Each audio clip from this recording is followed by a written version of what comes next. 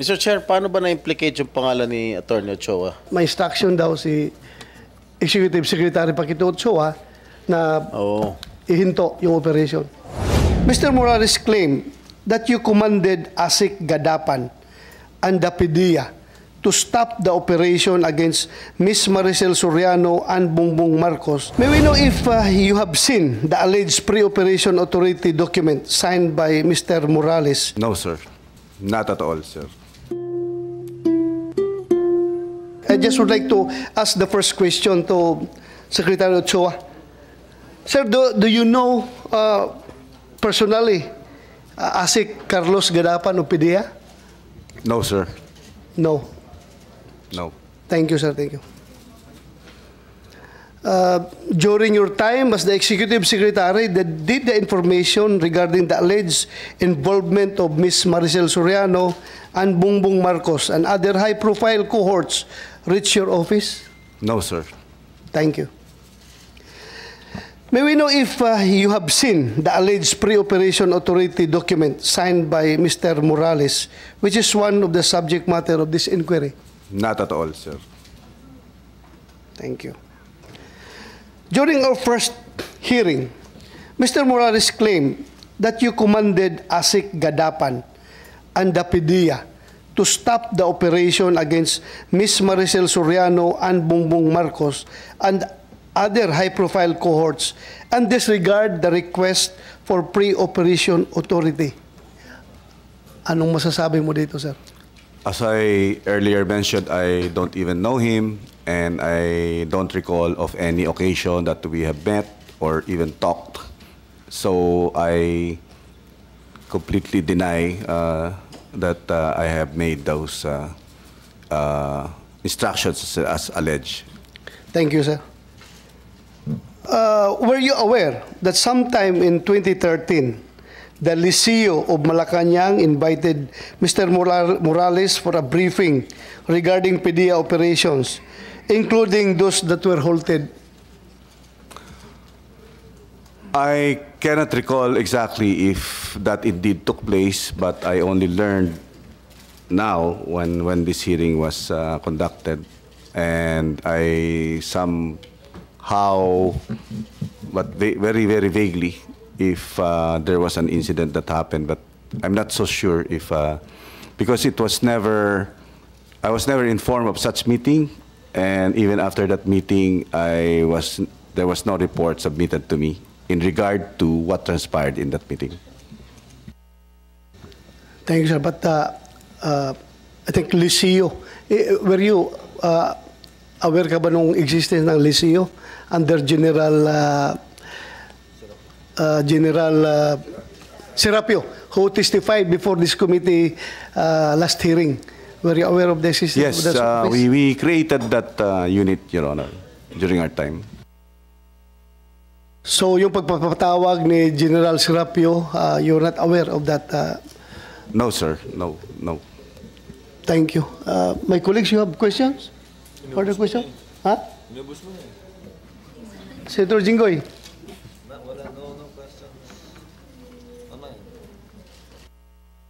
Thank you, Mr. Chair. Mr. Chair, paano ba na-implicate yung pangalan ni Attorney Ochoa? Sino? Sinabi ni Morales? According to former agent Jonathan Morales, he was told by then ASIC Gadapan, the Deputy Director General for Operations, when he was about to travel abroad for schooling in ILIA, International Law Enforcement Academy in Bangkok, Thailand. He was told by Gadapan that the one who instructed for the halting of this operation was then Executive Secretary Attorney Paquito Ochoa. All right. Yes, kilala mo ba ito si Agent Morales? No, sir. So, ano ba yung palagay mo sa motibo niya? Bakit para tumistigo at dinawit ka nagbigay ng instruction na patigilin ng investigasyon sa nasabing drug case noong 2012? What do you think is his motive, Mr. Attorney Ochoa? I have absolutely no idea, sir. Well, alam mo, Mr. Chair, hindi naman natin pwedeng tanungin si Attorney Gadapan dahil patay na siya, no? Dahil, di ba? Siya ang sabi ni Agent Morales, si Gadapan ang nag-utos sa kanya para, tama ba? Para ipatigil yung operation. Now, according to him, the casing and the surveillance operation, authority to conduct casing and surveillance operation on the persons mentioned in the information was disapproved by Gadapan. The reason why is that my instruction daw si Executive Secretary Paquito Ochoa na ihinto yung operation. Okay, last question. Senator Jinggoy, meron ako nakalimutan na Attorney Ochoa. About kakalat sa social media about most law firm. Meron siya sabi na yung most law firm daw is ang M stands for Marcos, O is for Ochoa, and S and T, I don't know. Serapio and Tan. Serapio and Tan. Am I correct? Is this information correct? That you are both members of the same law firm with now First Lady Marcos? That is true, Your Honor. We were former law partners and we formed that law firm, if I remember right, in 2006. But when I got appointed as Executive Secretary, I have to withdraw from that law firm in 2010. Yeah, because there were insinuations. Ito naman ay insinuations lang na kaya daw nagkaroon ka ng interest na ipahinto yung operations because, again, you were influenced by your partner in the law firm. Those are insinuations lang. So we want to hear from you about this. Yun lang, kinukonfirm ko lang sa'yo. Oh, that is not true, Your Honor. Thank you for that answer. Salamat, sir. Senator Jinggoy, you may No continue. further questions, Mr. Chair. Your Honor, just on that point, you left the firm because you were appointed ES? That is correct, Your Honor. By whom? By President Benigno Simeon Aquino III, Your Honor. Who was your immediate superior and, of course, superior? Yes, Your Honor, for 6 years. Serving as the alter ego of the President, you don't do anything without his knowledge or order. Would that be correct? That is correct, Your Honor. Thank you, Your Honor. Miss ko na rin yung kaibigan natin, pero kinoy-noy. Thank you, Your Honor. Unless I don't have any further questions, Mr. Chairman. Attorney Paquito Ochoa, sir, you want to say something aside from the answers that you have given us? No more? No more, Your Honor. So I understand you want to be excused earlier. That is correct, Your Honor. Okay. If that is allowed. So if said that. no more questions coming from my colleagues, thank you. Your excuse, sir. Let him Thank you, Your Honor. recover from his COVID. Ha? Naghansik na ako sa kanya kanina, ha? Pero, so negative ka na, ha? Negative ka na, sir. Negative na. Okay. Thank you. Thank you. Thank you.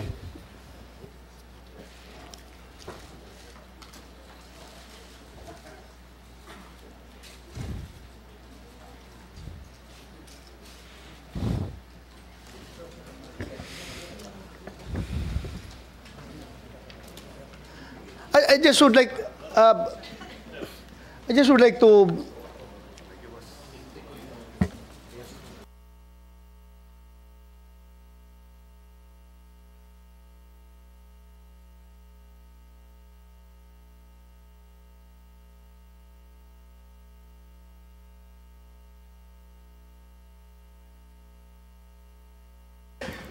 just would like to inform the body, especially my colleagues, about the status of James Kumar. How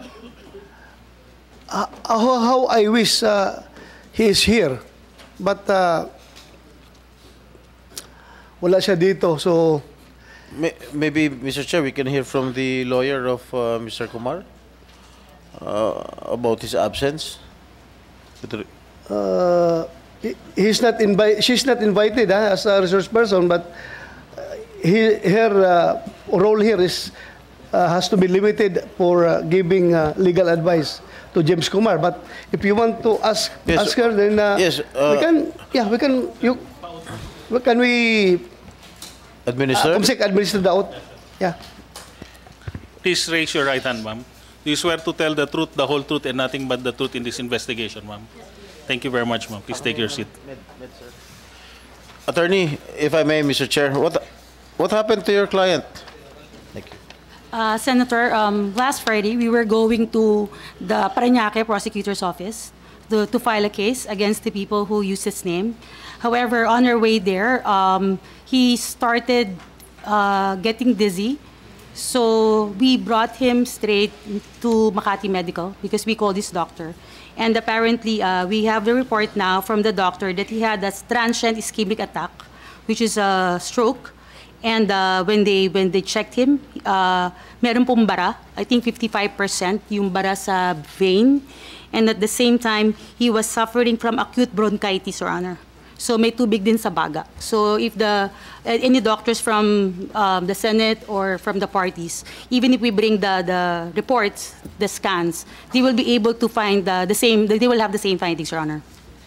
Since we are not doctors here, we cannot attest to the veracity of this medical certificate. But I know the attending physician, Dr. Raul Lapitan. He is also my cardiologist before, and he's a very good cardiologist, Mr. Chair. Yeah, thank you, Senator Jing. In fact, I have no doubt about that medical certificate. Pinirmahan niya ng doktor. May oath ang doktor na talagang hindi sila dapat magsisinungaling sa kanilang tungkulin. But then again, being the chairman of this committee, gusto ko rin talagang andito sana siya. Because you know, kung basehan natin yung video, narinig natin na very serious yung allegations about yung sinasabi na pwedeng ipapatay si Morales, maraming paraan para patayin si Morales. And hindi ko rin makukonsensya kapag after this hearing, kung i-terminate na natin itong hearing na ito ngayon, tapos may mangyari kay Morales, mamamatayan, dahil hindi natin nakumpronta si James Kumar as to the veracity of that conversation. So, I think I am remiss of my duties kung hayaan natin na isara lang ito na hindi mapakinggan si Kumar. Kasi very serious yung sinasabi nitong former Napolcom personnel na si Picoy. Kahit na sinasabi niya na katang-isip lang yung nasabi na, well, I don't believe you, Mr. Picoy.